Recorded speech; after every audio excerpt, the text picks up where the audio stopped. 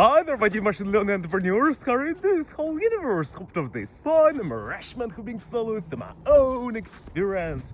And I continue to learn different types of musical instruments, and also I continue to learn different types of robust algorithms. And today we are communicating with you about robust clustering algorithms and also musical instruments, how to connect them and how to apply these clustering algorithms to the music area. Because previously we talked with you about athletics and also sport tech, fintech, martech, edtech, edutech, proptech, agrotech, and other types of tech, edutech and edtech. Right now we will talk about it too, but in terms of the musical instruments such as viol, gamba, voldemur, claviemur, alt bass, basset, basset, horn, short, French horn, double bass, or drums, contrabass, octobass, timpani, drum bass, beats, dogs, his splash, crash, right, high, to high, close, hi-hat, and etc. Guitar, bass guitar, electric guitar, acoustic guitar, system guitar, 7-string guitar, 8-string guitar, 9-string guitar, 10-string guitar, piano, angu, foxy, agung, soling, sasanda, milan, chromatic harmonica, diatonic harmonica, chromatic batonation, diatonic batonation, and etc. Actually about different types of musical instruments and connection of the clustering algorithms to this area. And robust clustering algorithms, it is important one. And here's what's the clustering. Clustering, it is when we have a y-axis and x-axis. Imagine it. And also we have points, and some similar points will be grouped to one cluster, some to another cluster, So we will have different types of groups, sets, subsets, multisets, supersets in our data points, and they will be connected to each other by their similarity that we can measure through the Euclidean distance, Mahalanobis distance, also Manhattan's distance, and other types of distances that we can measure the similarities or dissimilarities between different types of objects, different types of points that we have. So a clustering is when we group objects together. For example, different types of musical instruments: 6-string guitar, 7-string guitar, 8-string guitar, 9-string guitar, 10-string guitar. Actually, it is almost the same musical instruments, but not the same. And the same with, for example, alt clarinet, basset, basset, horn. It is kind of almost the same. Clarinets, they are almost the same, but they are different. The same with piano, and also about different types of accordion and piano. They are almost the same, but not the same, because we have keyboard and etc. So we can use clustering algorithms to cluster to the specific groups our musical instruments. Actually, it is the direction of organology, the specific type of things that we can find in our world. It is the specific science of classification, Harn-Botzel something, classification of different types of musical instruments. And a robust clustering, what is it? Robust clustering, it is a subfield of clustering. It is when we have, for example, I imagine that we have dots here, and also we have some exaggerated points here. Yes, and these points we don't need actually. And I imagine that we have aggregation function. For example, it could be arithmetic mean or geometric mean or harmonic mean or something mean number, average number, aggregation functions that we need to calculate to find, for example, centers of clusters. And here is the dots. Yes, I imagine here it is, and also a center. And center will be here actually, and we have a lot of different types of dots. And if we will imagine that we will have the center will be kind of here, yes. And when we calculate the specific aggregation function through the point exaggerated, when we have data here and also exaggerated point here, then the center of the cluster could be switched a little bit here, and it means that it will be not super accurate, not super precise as it could be without this outlier or without the influence of this outlier. So to be robust, to make our system robust again, it should be with the specific algorithms, robust algorithms that we will detect outliers, outlier detection algorithms, or anomaly detection algorithms, or out of distribution detection algorithms, or novelty detection algorithms, novelty detection, it is kind of when it is a nice thing sometimes, and novelty could be nice and anomaly sometimes could be nice, but in majority of cases outliers it's something that we don't need. So we need to detect them, and we need them to decrease their influence, to decrease their value, and so then we will do clustering again, and it will be robust clustering algorithms. And we can use it with the data of musical instruments, and we can use it with the data of word representation in terms of the vectors of our musical instruments. For example, it could be different types of surveys that we communicate with people on the streets. We do interviewing them, and they answer to the questions, and sometimes answers could be really exaggerated, super outlying from the main distribution of data, from the main points that people said about musical instruments.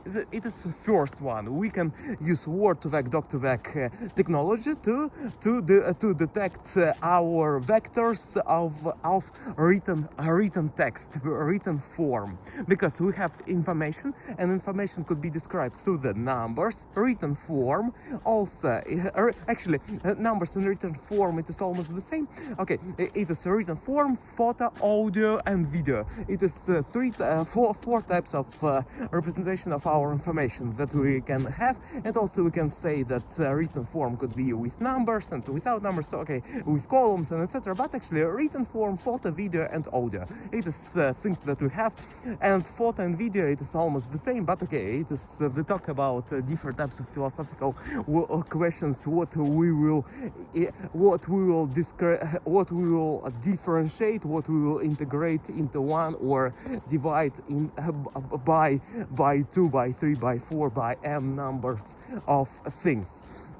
And so we have clustering algorithms, robust clustering, and when we talk about different types of musical instruments, then we can use visual representation of them through the RGB, RGBH, CL, HSV, HSB, CMY, CMYK, length, width, height, longevity, longitude, latitude, and altitude of the position of our musical instruments, and their color representation in terms of the RGB, RGBH, CL, HSV, HSB, color of model colors, and also we can use their position on pos.x, pos.y, pos.z, vel.x, vel.y, vel.z, ac.x, ac.y, ac.z, which means for us position, velocity, and acceleration.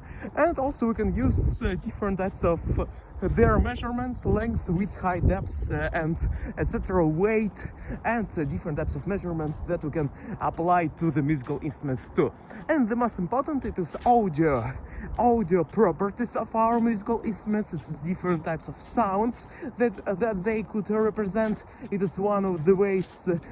I mentioned that previously we talked about RGB, RGBH, solid state. I mentioned that we have RGB, and we have for one musical instruments 255, and for another musical instruments it will be 251. Actually, not for the another, but for example, for our aggregation functions, for our average number, for our mean number when we calculate it. And for example, for the white placements, white parallelepipeds on our piano instrument.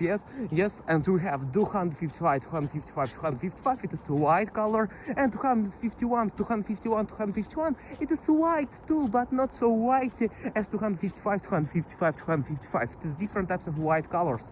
And when we talk about the specific, accurate, and super precise answer, then some of the numbers will be more accurate, more precise.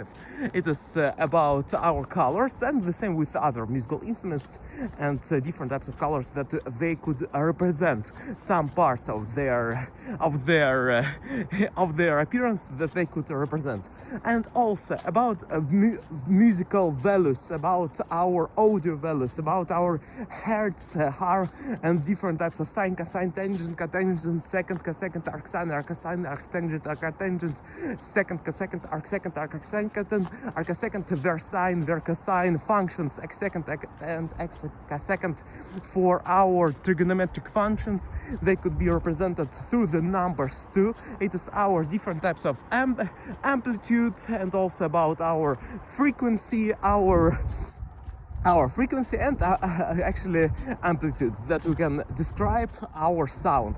And through this we can do again different types of clustering too, through the different sounds, and some of them could be exaggerated, so we could delete some noises maybe from the concert. If you have the concert, for example, we have sounds that are from the spectaculars, from the people who are viewing, who are doing audio perception of our contest, for example, or a concert, and we can listen, they could listen and do some noises, or something will be dropped, or something will fall, or something like this, and these sounds could be kind of deleted.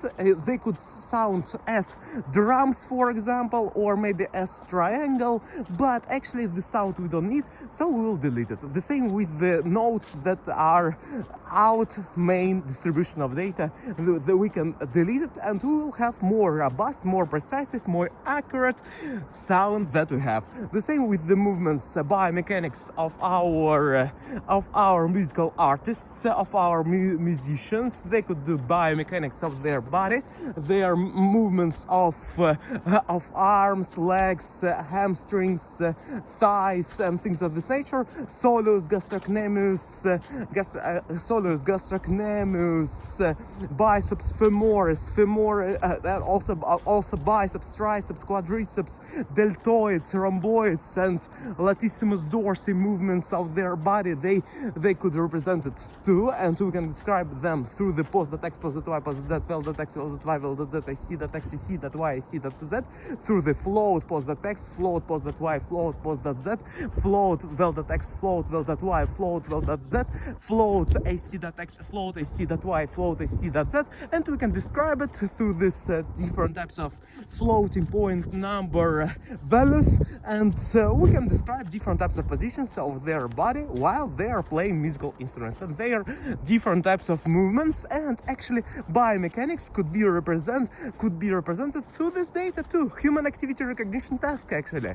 So thank you a lot for watching this video. Hope you enjoyed it. Right now you know more about how to apply robust clustering algorithms to the music area, to the area of musical instruments, and also to the singing with bass profundo, bass, baritone, tenor, contratenor, contralto, alto, mezzo, soprano, coloratura, soprano, and other different types of musical voices, voice types. And actually, yes, you can apply it to this, to opera, to operetta, to different types of musical styles. So have a good day, improve solidly, go forward, everything will be fine. If you have any questions, you can ask them in the description below.